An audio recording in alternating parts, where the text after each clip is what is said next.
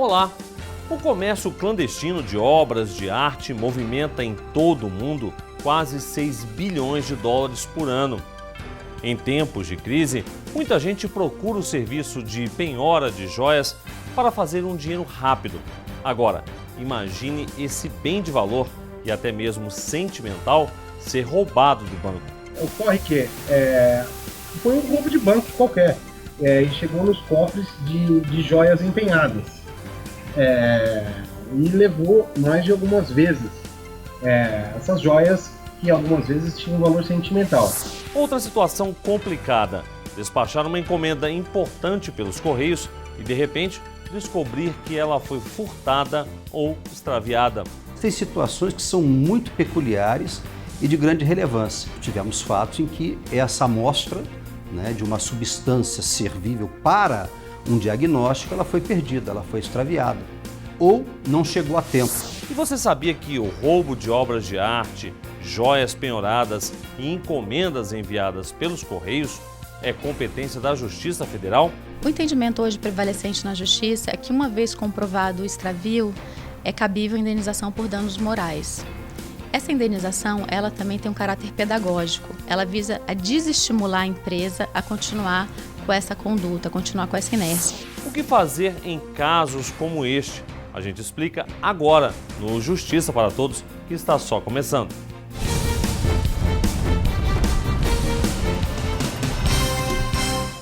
Obras literárias, obras de arte, parques históricos, sítios arqueológicos, bens públicos que devem ser preservados para que o cidadão possa ter acesso à cultura. Mas quando um desses bens é violado ou até mesmo roubado, o caso vai parar na Justiça Federal. Traços eternizados pela história. A raridade de algumas obras de arte exerce um fascínio sobre o público, mas também chama a atenção de criminosos, que na maioria das vezes cometem ações audaciosas para dar conta de encomendas com origem sempre misteriosa.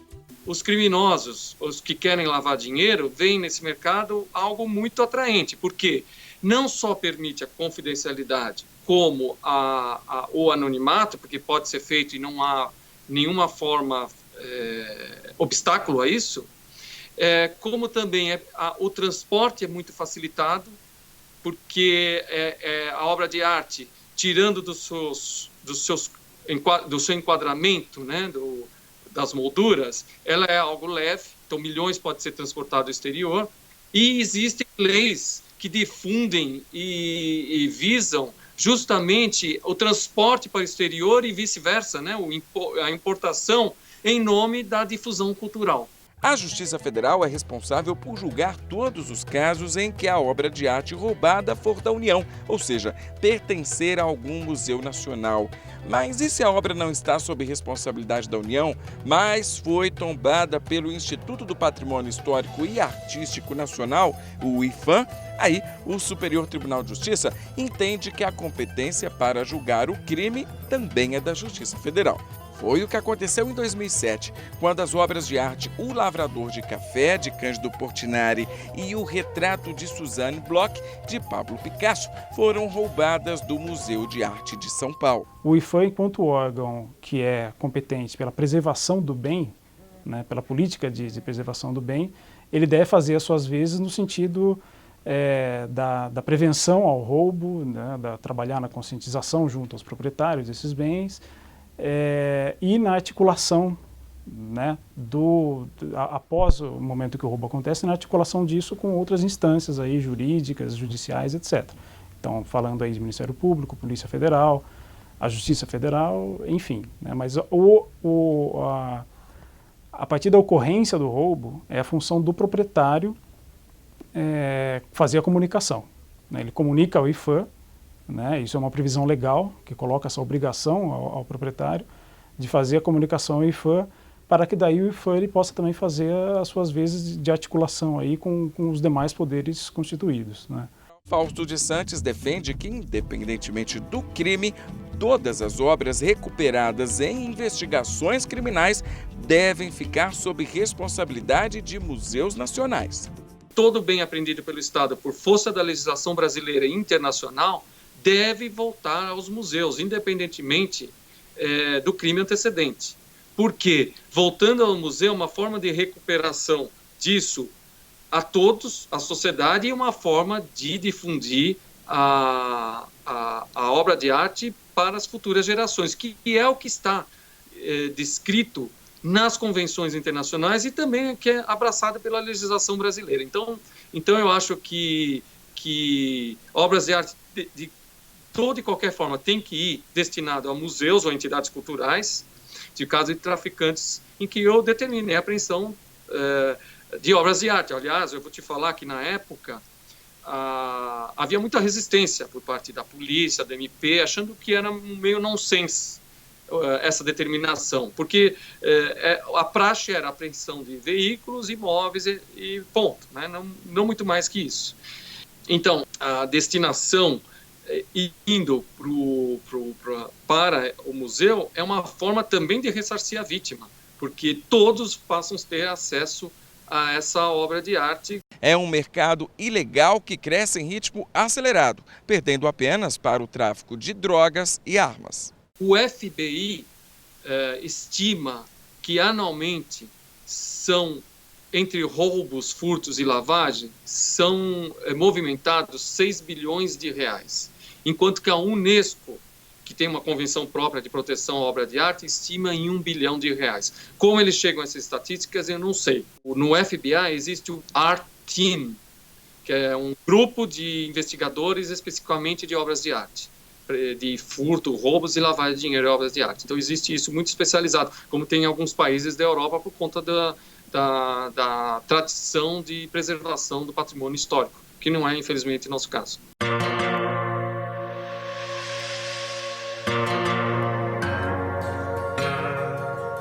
Não são somente obras de arte que podem ser tombadas pelo IPHAN. O Instituto ainda é responsável pelo tombamento de diversos bens móveis e imóveis, como sítios arqueológicos, parques históricos e obras raras de literatura.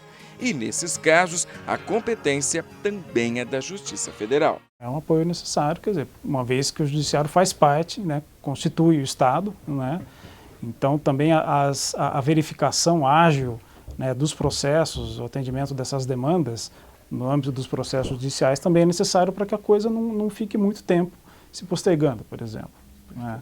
Então isso, para efeito ali do aspecto punitivo, né, é necessário para que essas ocorrências não continuem a acontecer. Quer dizer, a certeza da pena, né? Uma coisa que sempre é muito comentado quando a gente fala de fiscalização, quer dizer, o poder de polícia administrativo, é que se o praticante do ilícito não tem a certeza da pena e a severidade da pena, a tendência é que ele sempre continue a praticar o ilícito. Na tese que eu defendi em novembro do ano passado, eu averiguei 15 crimes do ano de 2003 a 2013, né? Então, o que dá uma média de mais de um crime por ano, né? Então eu considero muito pelo tipo de acervo, por ser um acervo que geralmente tem acesso limitado, então eu considero muito. Desses 15 crimes, 12 deles foram cometidos em instituições públicas, né? 8 federais, 2 municipais e 2 estaduais. Então eu considero muito.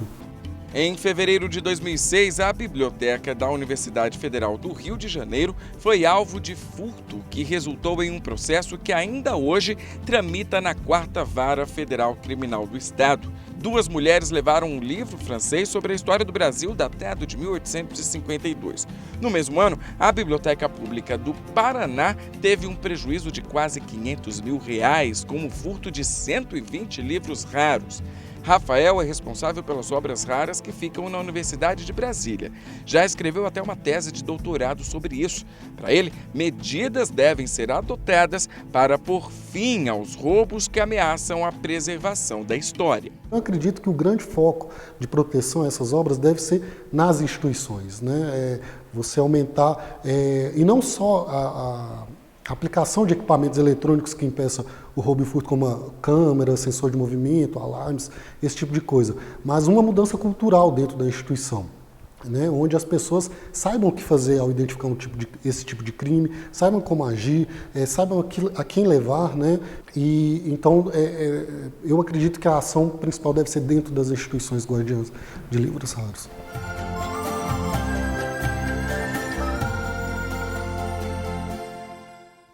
E veja a seguir a penhora de joias na mira de criminosos especializados.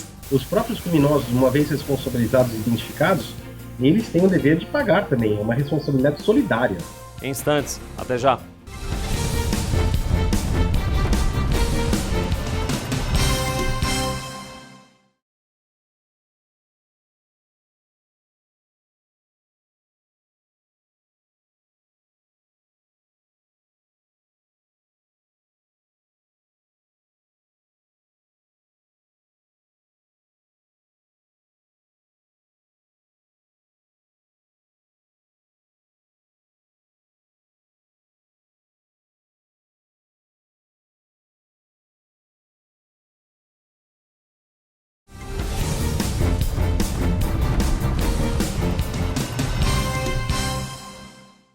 Quem recorre à penhora de bens de valor sabe como ninguém o que esse serviço significa. É dinheiro rápido nas mãos, um tempo para se capitalizar sem arcar com juros tão altos como os praticados nos empréstimos. A pessoa entra com o bem e o banco com o dinheiro. Mas e se algo sair errado na hora de reaver o que foi penhorado? O caminho é a Justiça Federal.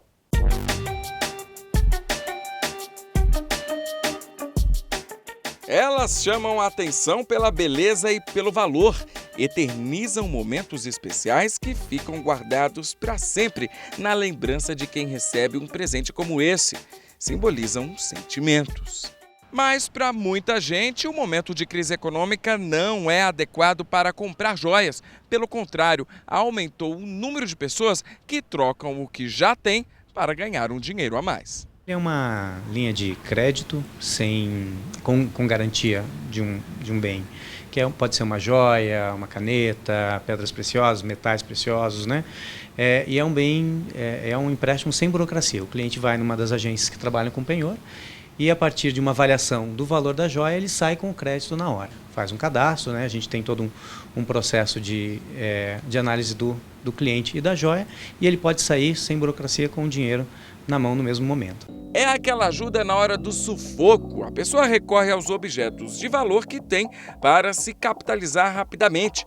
Assim funciona a penhora de bens realizada pela Caixa Econômica Federal. Gilmar é um dos avaliadores. Dar o valor a uma joia, muitas vezes carregada de simbolismo e sentimento, é uma responsabilidade enorme, ele diz. O avaliador de penhora é a pessoa responsável por identificar os metais que é aceitos em garantia para efetuar o empréstimo e faz toda a operação, né? Avalia, identifica, avalia e concede o empréstimo. O cliente já sai com um valor em espécie ou se ele quiser depositar numa conta da Caixa ou pagar algum boleto, transferir para outro banco, a gente faz tudo na hora. A Carla passou por um aperto financeiro no ano passado.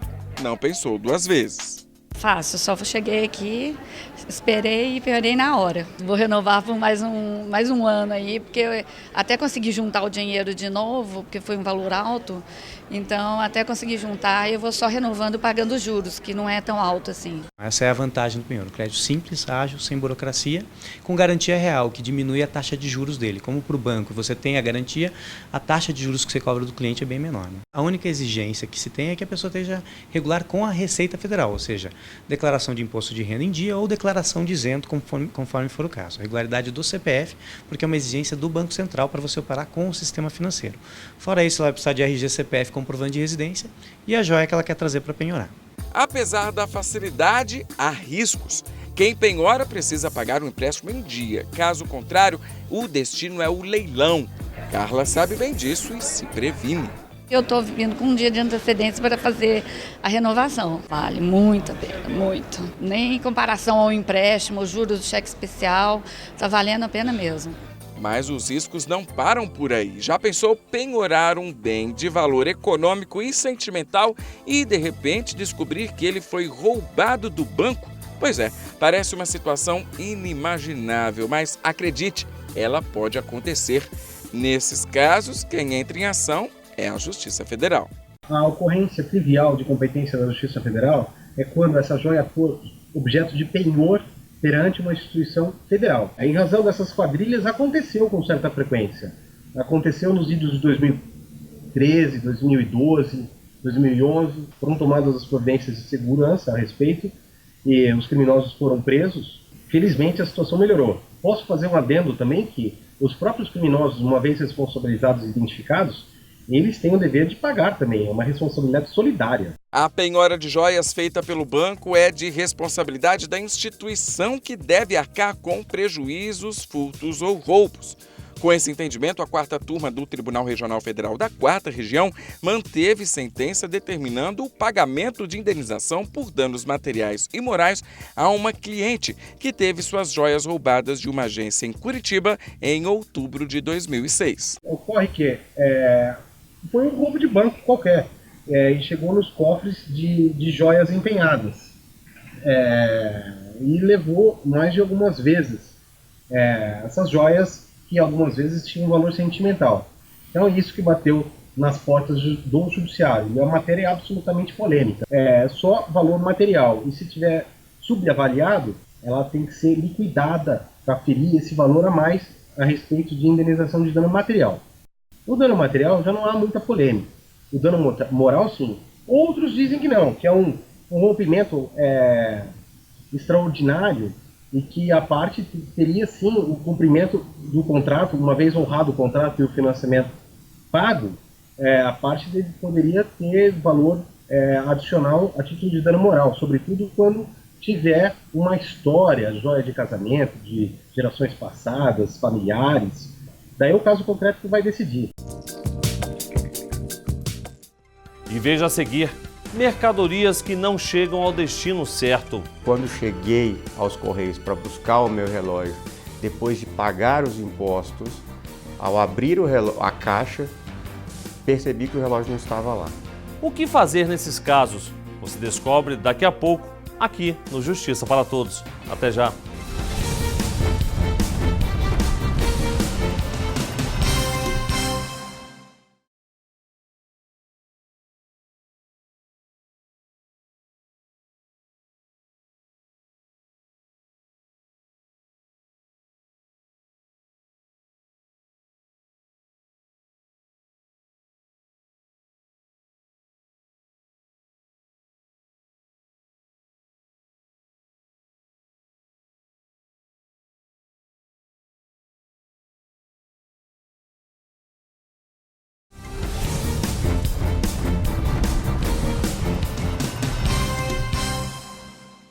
Destino e origem. Toda mercadoria postada nos Correios tem que ter essas informações bem claras. Mas nem sempre a rota estabelecida pelo remetente é cumprida à risca. O extravio ou até o furto pode impedir a entrega da encomenda. Aí, o caminho em busca dos seus direitos é mais uma vez a Justiça Federal.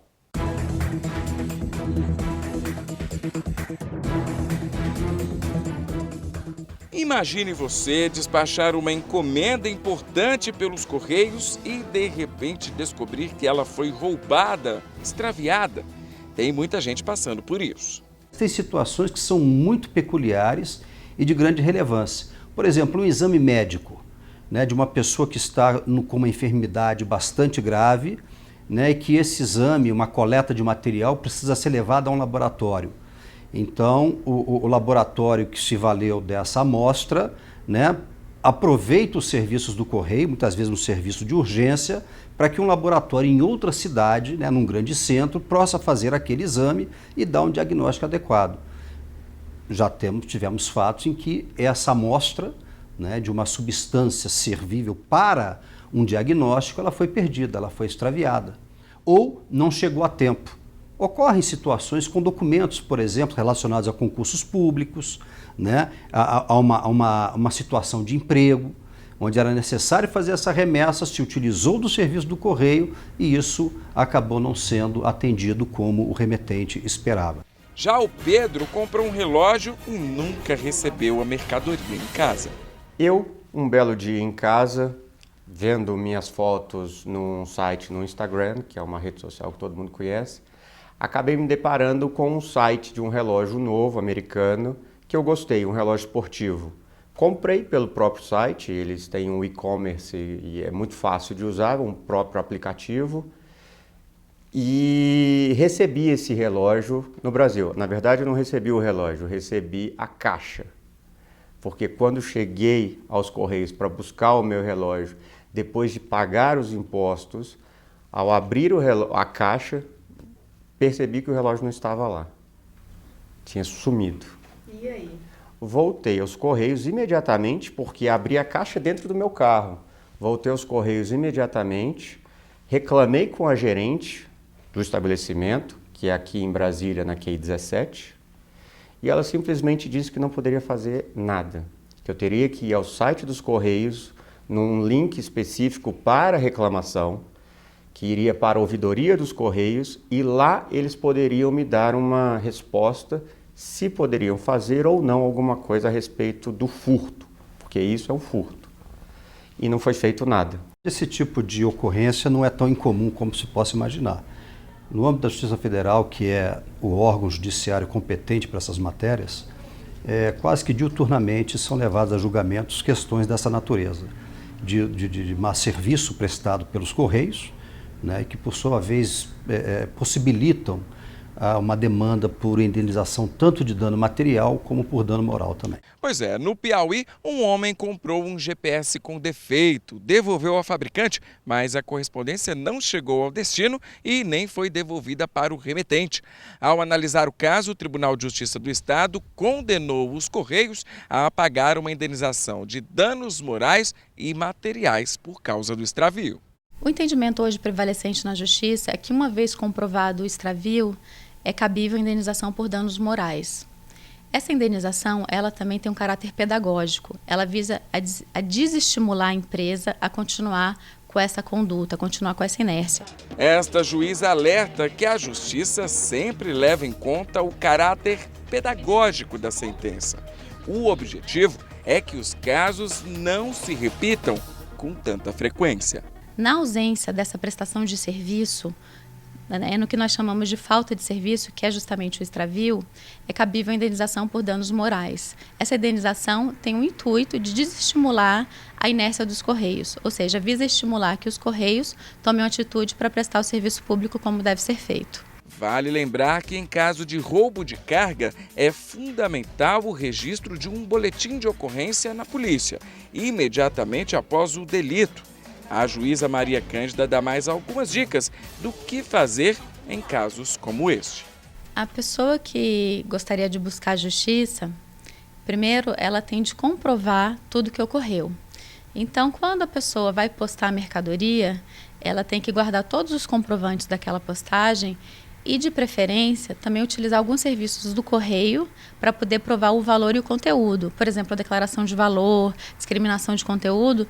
Depois isso vai servir como meio de prova muito forte para que ela possa requerer a indenização dos eventuais prejuízos que ela tenha sofrido em caso de extravio. É lógico que os primeiros passos iniciais, inclusive recomendáveis, é buscar junto à entidade, né, que causou o dano ou responsável, eventualmente, por responder por esse dano, no caso os Correios, buscar uma solução amistosa administrativa.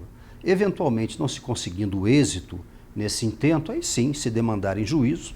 A jurisprudência é bastante pacífica, bastante já consolidada no sentido de que que essa responsabilidade é objetiva, o que significa dizer que os Correios só estarão afastados dessa obrigação de indenizar se comprovarem, né, se ficar comprovado que a responsabilidade pelo dano foi exclusivamente do tomador do serviço, no caso o cliente, ou de terceiro que acabou levando a essa situação geradora de um dano para o cliente do Correio. E o Justiça para Todos de hoje termina aqui. Participe enviando a sua sugestão para o e-mail imprensa@juf.org.br.